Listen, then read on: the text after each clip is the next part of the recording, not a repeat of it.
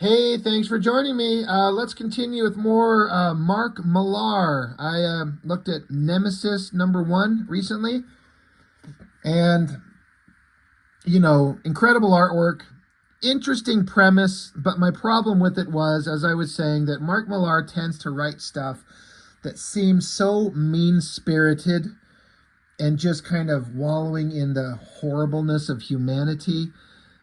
It's hard for me to get completely on board with it, especially when the star of the book is the ultimate villain. That's just this remorseless, conscienceless monster killer, and then that's the star of the story. I struggle with that personally, but his success is, doesn't need my validation to, he's successful, and it's just personal taste. Wanted. I heard about this a lot when it come out. I'd see people talking about this new title, Wanted. It's pretty dang good. It's awesome. Never read it forever until honestly when I got this copy of this book in the last couple of weeks here. I saw the movie and I dug it. I thought it was pretty good. I kind of felt like the final act kind of was less interesting. The parts of that I remember are the setup, the human guy. James McAvoy playing the main character, how he was just kind of a boring schlub that everyone just walks all over, and then he gets kind of recruited into this assassins guild or whatever the fuck it was, and Angelina Jolie's there, and I kind of enjoyed it. I thought it was kind of a fun movie. I enjoyed it. So when I got this comic, I kind of fully expected the movie to diverge from the comic in major ways. And I was actually surprised at how many story points from the actual comic here, at least in issue 1, it's the only one I've ever seen, it's just this one, how close there were some story points that the movie kept from the book. I was actually really surprised. I haven't seen the movie in years, but once I got into it, I was like, oh, right. The movie didn't start out like this, but it was in there where it starts out saying, this is my best friend having sex with my girlfriend over an IKEA table I picked up for a really good price. So you're starting out, the narrator, his best friend's fucking his girlfriend. That's how it starts out. Penciled and inked by J.G. Jones. That's a name that I've seen a lot. I don't know anything about. I can't tell you anything else this guy's done. I just know he's done a lot, and I've probably seen it and just didn't know it was him or paid attention. Very skilled, very talented. I like the artwork in this. It never never grabbed me as one of those artists where I'm like, I'm going to pick up anything this guy does. But it's really good. But it starts out kind of like the movie where you just got this guy talking about in the text boxes where he's just a boring, everyday nobody, and everyone takes advantage of his quiet good nature. His boss walks all over him. He says, this is the sesame-crusted salmon over sourdough with mustard greens and wasabi mayonnaise I like to have for lunch just to prove I'm different from the herd. So this poor dumb guy is just like, I'm going to do this different sandwich just to stand out and be different. Talks about how he doesn't have friends, how he's browsing the internet for stupidity. He says, my name is Wesley Gibson, and my dad walked out on my mom when I was 18 weeks old. Did he look into my baby blues and realize that he just fathered one of the most insignificant assholes of the 21st century? So I do kind of get this. It's a valid kind of starting point to have a character just feel like a complete nothing. There's the world going on around you. You see other people that are successful, other people that are doing cool shit, other people that have the balls to go do kind of crazy, fun, adventurous things, and you don't.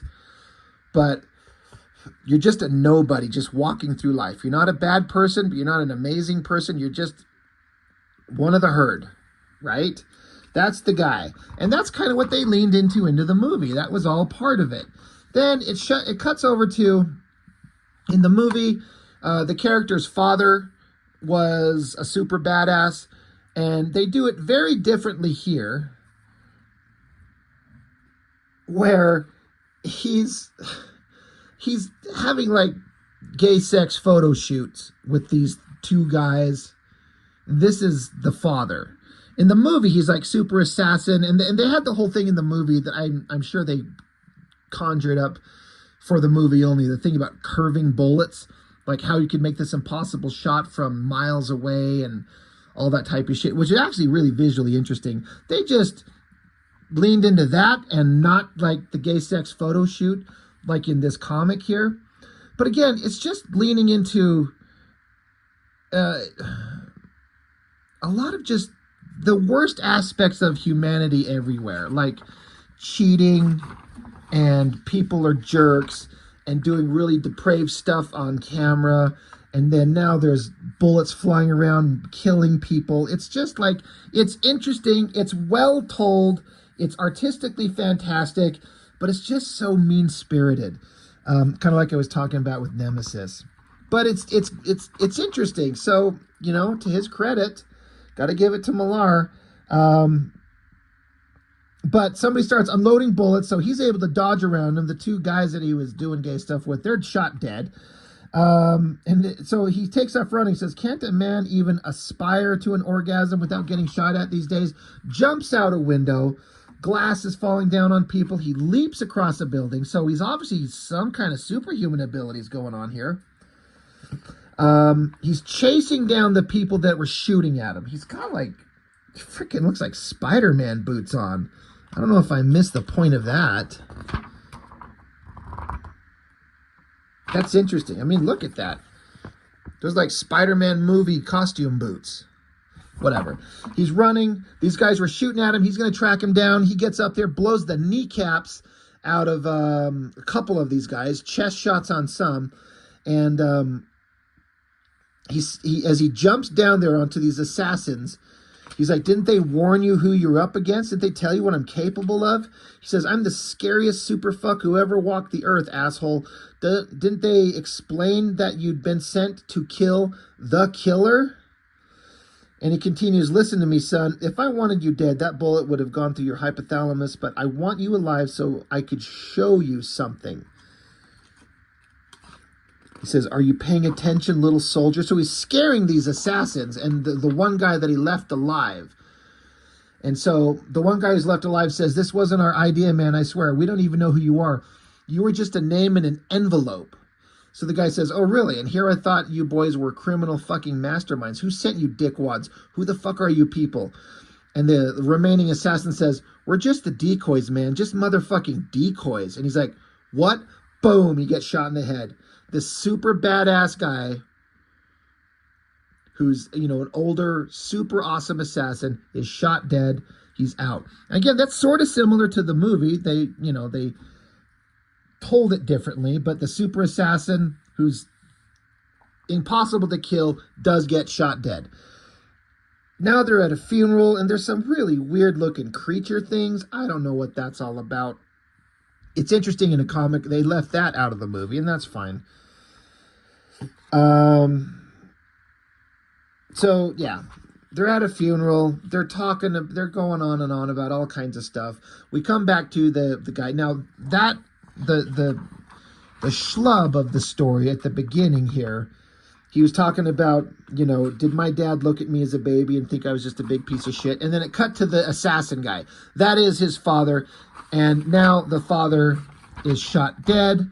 So now we're back with the schlub, Wesley Gibson. And he's trying to work out his relationship with his cheating girlfriend.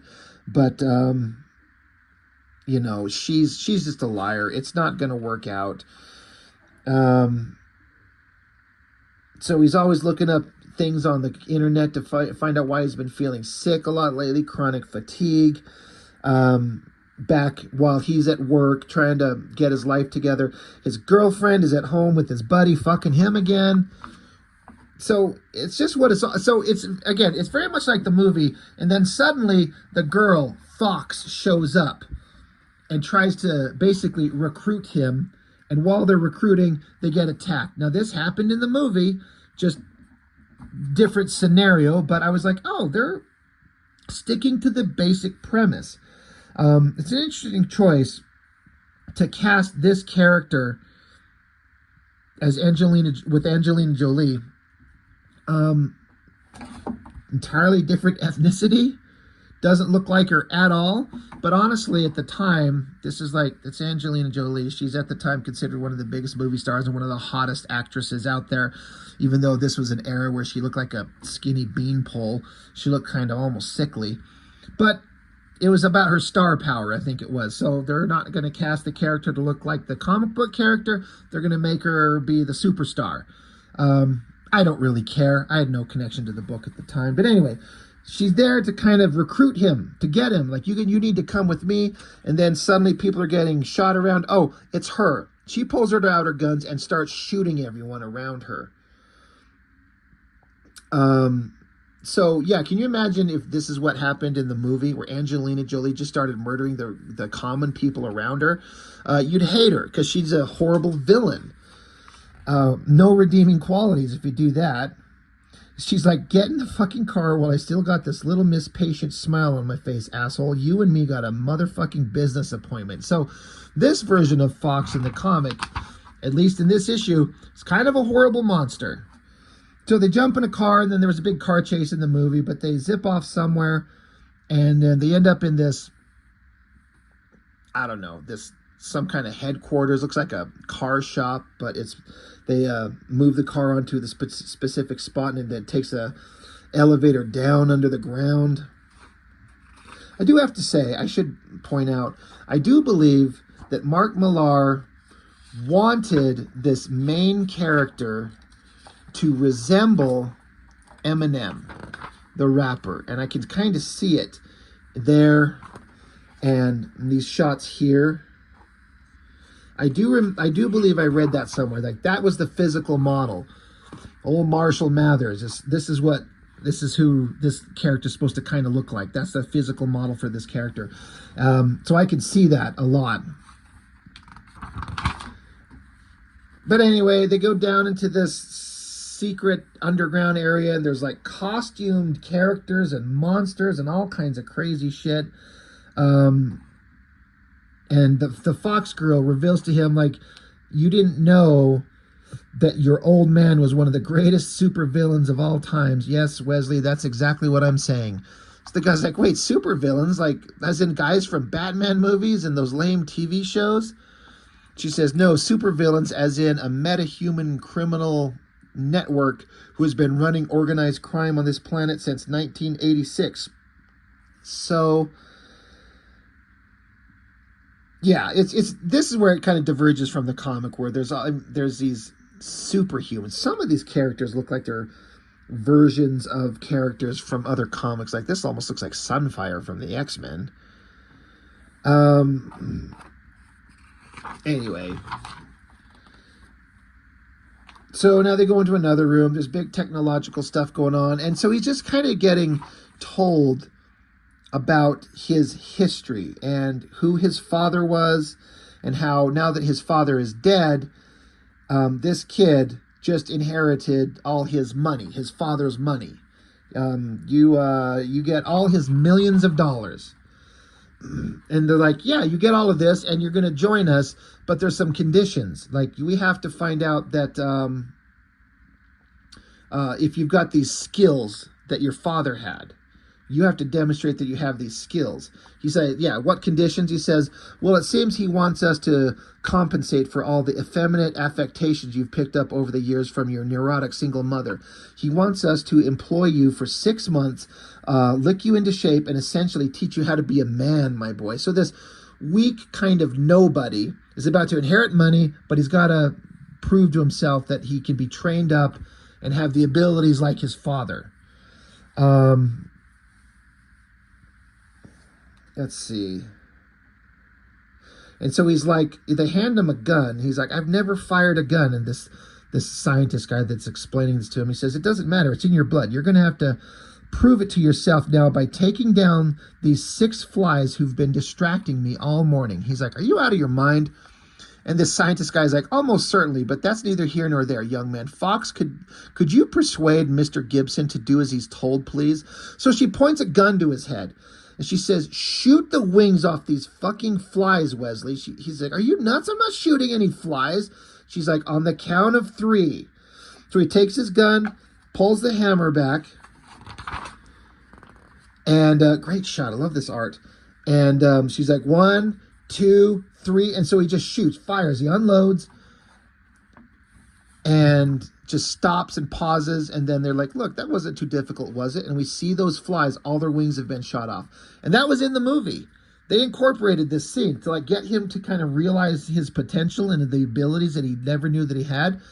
Fires a gun and shreds the wings off flies, and they're still alive. He's like, holy shit, what the fuck is this? And the guy's like, isn't it obvious? The answer to all your problems, Wesley. And it ends on this big splash page, him holding a gun, realizing the potential that he could have. He went from being a nobody to potentially being the biggest badass on the planet. And that's the end of issue 1. So I got to be honest, it would keep me interested as a story when it would have come out. I never saw it on the shelves, so that's why I never picked it up. But it's a pretty interesting premise. I know I kind of, glossed over a lot of the main story point, or some of the story points, some of the getting into the backstory of these characters, but that's not important. We're just kind of going over the major plot points. But the idea that a nobody becomes a big-time somebody, but at what cost, right? That's the whole thing. So I've never read the rest of the series. As I understand it, they go into all kinds of weird places, I think. I seem to remember reading somewhere that issue 1 starts out like this, and then it goes, eventually the stories go off into some really weird places that's nothing like the movie. For those of you who've read this, is that correct? Is that true? Is that how this thing goes? Let me know. I'd be interested to kind of hear. So, again, a mean-spirited writing kind of style that Mark Millar has. It's not my favorite, but I can't deny that I'm kind of entertained by his, his stuff, the stuff that he likes, the stuff that he's interested in. It's interesting, it's weird, and he's successful. I mean, good for him. I hope he just keeps doing what he likes to do and is successful and takes all these artists along with him and gets them a lot of big movie money. And I wish everyone the greatest success. It's just not my favorite books, but they're still pretty good. Anyway, that's it. Wanted #1. That's all I've got on this one. Thanks for watching. I'll see you next time.